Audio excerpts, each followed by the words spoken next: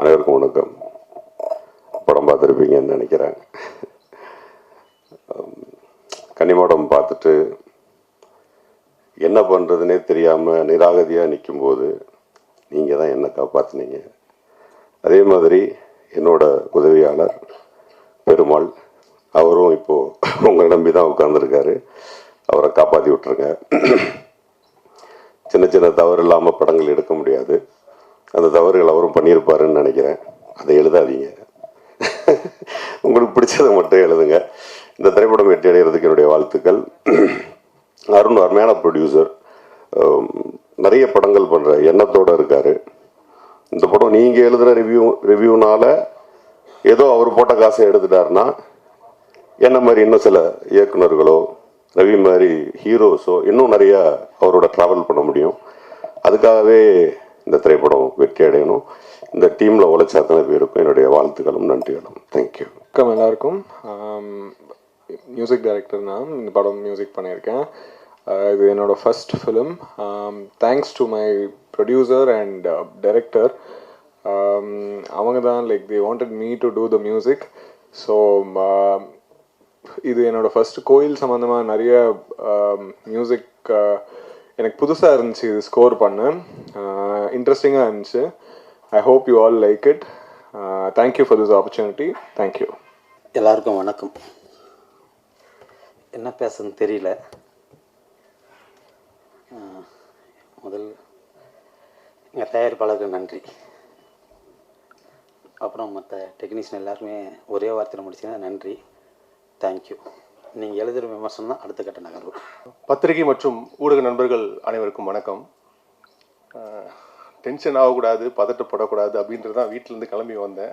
இங்கே வெளில நிற்கும் போது அப்படி தான் இருந்தேன். கரெக்டாக படம் முடித்து எல்லோரும் வெளில வர ஆரம்பித்த உடனே அந்த பதட்டம் டென்ஷன் ஆட்டோமேட்டிக்காக வந்துடுது. நம்ம எவ்வளோ தான் அப்படி இருக்கக்கூடாதுன்னு நினச்சாலும். இதுக்கு முன்னாடி முதல் படம் ஒரு ஹாரர் காமெடி படம். அதுக்கப்புறம் காவல்துறை உங்கள் நண்பன். இந்த 2 படத்துக்குமே ப்ரெஸ் அண்ட் மீடியா ஃப்ரெண்ட்ஸ், நீங்கள் அந்த படத்தை ரொம்ப பாசிட்டிவாக எழுதியிருந்தீங்க. அதை மக்கள்கிட்ட கொண்டு போய் சேர்த்தீங்க. அதனால் அது 2 படத்துக்கும் ஒரு நல்ல வரவேற்பு கிடைச்சது மக்கள்கிட்ட. ஸோ என்னோடய கேரக்டரும் நல்லா நடிச்சிருக்கீங்க, நடிக்க தெரியுது அப்படின்னு சொல்லி நிறைய பேர் என்கிட்ட சொன்னாங்க. ஸோ அந்த ஒரு பொறுப்பு இருந்துச்சு. பண்ண 2 படமும் பத்திரிகை நம்மளை பற்றி நல்லபடியாக எழுதியிருக்காங்க. ஸோ நம்ம அடுத்தடுத்து பண்ணுற படங்களும் அதே மாதிரி ஒரு நல்ல படமாக பண்ணோம், நல்ல கதையாக பண்ணோம், கதாபாத்திரம் முடிஞ்ச அளவுக்கு மாற்றி பண்ணோம். அது எல்லாருக்கும் பிடிக்கணும் அப்படின்னு நினச்சேன். ஸோ அதே மாதிரி இந்த படத்தை சூஸ் பண்ணியிருக்கேன்.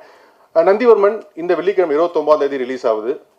நீங்கள் படம் இப்போ எல்லாம் பார்த்துட்டீங்க, உங்களுக்கு தெரியும். ஆக்சுவலாக இந்த படம் ஒரு பட்ஜெட்டில் கால்குலேட்டிவாக எடுக்கக்கூடிய படம், கதை கிடையாது. ஆக்சுவலாக இந்த கதையே கொஞ்சம் டஃப்பான டாஸ்க் தான். ஒரு புது ப்ரொடியூசருக்கும் சரி, ஒரு புது ஃபஸ்ட்டு படம் பண்ணுற டேரக்டருக்கும் சரி.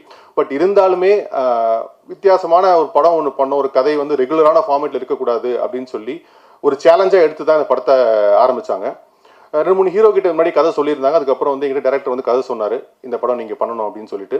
கதை கேட்டவுடனே ஒரு இன்ட்ரெஸ்டிங் ஃபேக்ட் இருந்துச்சு. கண்டிப்பாக அது ஸ்க்ரீனில் கன்வெர்ட் ஆகும் அப்படின்னு சொல்லி, இது எப்படி பண்ண போகிறாங்க அப்படின்றது ஒரு சின்ன கொஸ்டின் மார்க் இருந்துச்சு.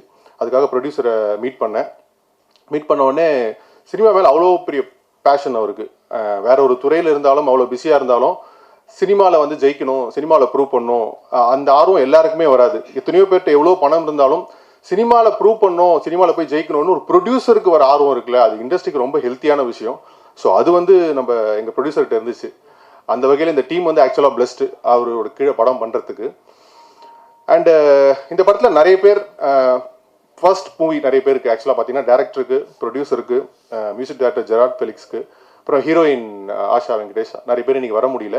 ஸோ அவங்க எல்லாருக்கும் முதல் படம். ஸோ இந்த படத்தில் எங்களோட சின்சியர் எஃபர்ட்ஸை படத்தில் கொடுத்துருக்கோம். உங்களுக்கு பிடிக்கணும், மக்களுக்கு பிடிக்கணும் அப்படின்னு சொல்லிட்டு இந்த படத்தை நீங்கள் தான் மக்கள்கிட்ட கொண்டு போய் சேர்க்கணும். கண்டிப்பாக படம் பார்த்துட்டீங்க, உங்களுக்கு என்ன தோணுதோ அதை நீங்கள் எழுத போகிறீங்க. அதில் இந்த டீமை நீங்கள் சேவ் பண்ணணும்னு நினச்சிங்கன்னா, பாசிட்டிவ்ஸ்லாம் நீங்கள் எடுத்து சொன்னீங்கன்னா மக்கள் கண்டிப்பாக படம் பார்க்க வருவாங்க. இப்போது ஒரு 2 days முன்னாடி 2 நாளாக கோயிலுக்கு போயிட்டுருக்கேன். ஸோ படம் ரிலீஸ் ஆகும்போது ஒரு பதட்டம் வரும்ல, படம் கண்டிப்பாக ஜெயிக்கணும் அப்படின்னு சொல்லிட்டு. இப்போ நான் கோயிலில் போய் வேணது கண்டிப்பாக எனக்காக கூட இல்லை, உண்மையாக சொல்கிறேன். உங்களுக்கு முன்னாடி இன்னைக்கு 2 பேருக்காக வேணும் இந்த படம் ஜெயிக்கணும் அப்படின்னு சொல்லிட்டு. ஒன்று, படத்தோட டேரக்டர் பெருமாள் வரதன். கிட்டத்தட்ட சினிமாவில் ஒரு 10-15 வருஷம் ட்ராவல் பண்ணி வந்திருக்காரு. ஏன்னா ஒரு டைரக்டருக்கு முதல் படம் எவ்வளோ முக்கியம் அப்படின்றது எனக்கு தெரியும்.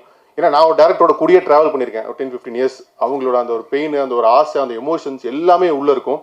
ஸோ இவருமே வந்து இந்த கதையை வந்து அவ்வளோ தூரம் கொண்டு வந்து இந்த படத்தை மக்கள்கிட்ட சேர்க்கணும்னு சொல்லி அவ்வளோ ஹார்ட் ஒர்க் பண்ணியிருக்காரு.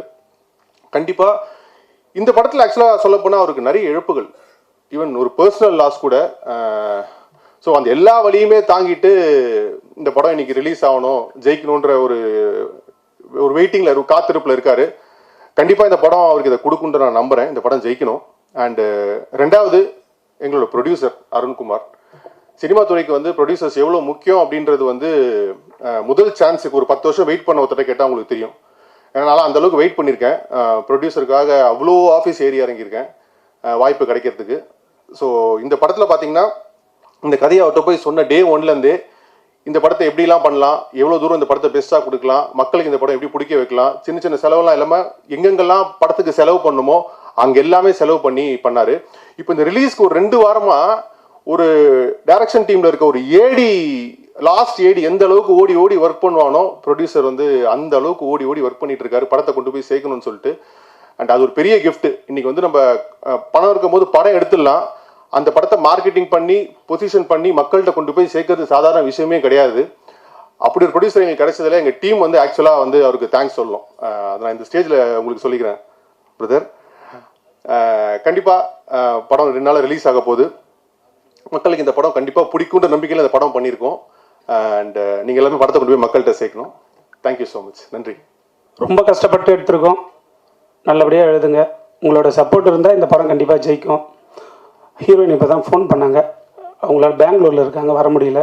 சொல்லிடுறேன், இந்த படத்தை ஜெயிக்க வைக்க வேண்டியது உங்கள் பொறுப்பு. மிக்க நன்றி.